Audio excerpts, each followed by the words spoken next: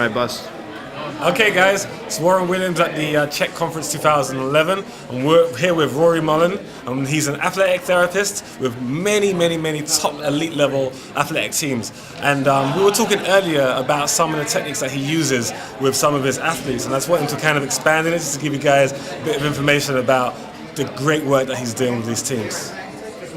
Okay, Warren, I think some of the ideas we were talking about in your experience in track, it's a real refined sport. Yeah. So the important thing is they want to really be clean and into their body before they perform. Yeah. So I think what we like to look for is do a variety of manual therapy, which can be soft tissue, osteoarticular joint mobilization work, and then the third kind of component is getting the nutrition going on, and then the energetics is what really ties into it. Mm-hmm. So the combination of making sure that their tissues are feeling good, they have good mobility, that their visceral organs are working well, where they get their hormonal energy from, and basically trying to get a functional balance there.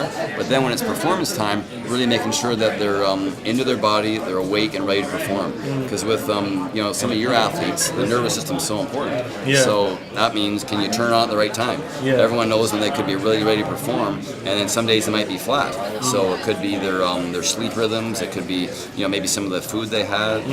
It could just be that part of the world they're competing and training. So I think the important part is to improve awareness of the athlete, and then when you're training and coaching them, trying to have a good relationship there to get things to really turn out at the right time. Right. Now, you mentioned about the visceral stuff. Some people might not know what visceral stuff is. Can you just explain a little bit about what you do with the visceral system, just to help your athletes? Yeah, sure. Well, I think in a good approach to any therapy is to just take a global or holistic approach. So what that often means is looking at all the different lines of movement, the soft tissue lines, and that includes the visceral organs, the cranial apparatus where there's certain rhythms and patterns, and basically trying to restore balance. Right. The more balanced you are, the more stable, the more drive, the more power you can create. Right. The unique thing about the visceral area is we got the functionality with digestions, the energy from the organs, and there's lots of intricate areas there that we don't always address. So I think from a therapy perspective, it's good to mobilize those areas and make sure gently that they're moving well, and that ties into them, training at their best. Because you might have a great design program, you might say, okay, it's going to be a max performance day, they might be good.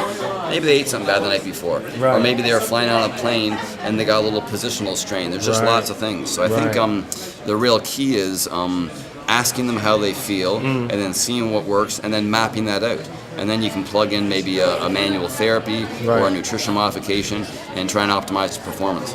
And that you find that the most important thing, the thing that affects the athletes the most, is that the visceral, or is it a combination of everything? No, I think it's individual to the athlete client, right? Depending where they are at that moment, because everyone's different. Everyone's had different experience. They've had different injuries. Yeah. They feel different at different times. So it's really what's going on in that present moment. Right. It wouldn't be one thing. Right. Some people might be a little bit of light stretching and some breathing, and they might be really in balance and ready to go. Sometimes you don't want to disrupt things. Sometimes with therapy and training, you can downgrade things. Yeah. So again, it's seeing what's present right there at the time and seeing what fits, and then most importantly, having a diverse approach. Having different people, different practices, see what can work at that time, and that way you can problem solve and have fun in performance.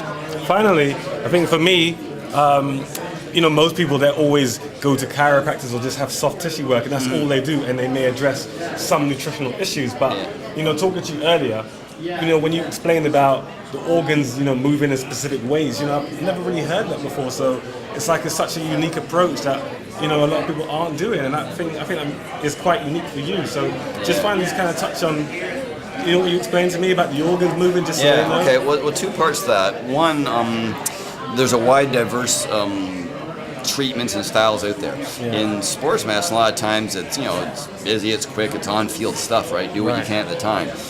But other techniques can go a little more in depth and maybe do some problem solving.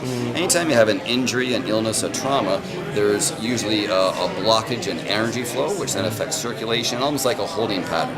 Right? So that can be physical, emotional, nutritional. There's lots of things that can be on there. One thing with the organs, and it's really taken from manual osteopathy, and what happens is the organ goes in certain natural patterns of mobility and in motility. So really what you're trying to do is get the optimal function of the organ and get that integrated with the air systems. The organs are kind of known as a higher priority. So we still want to take care of the musculoskeletal stuff because that's our, where we're driving. But we also want to take care of the engine that's, fueling that driving. All right.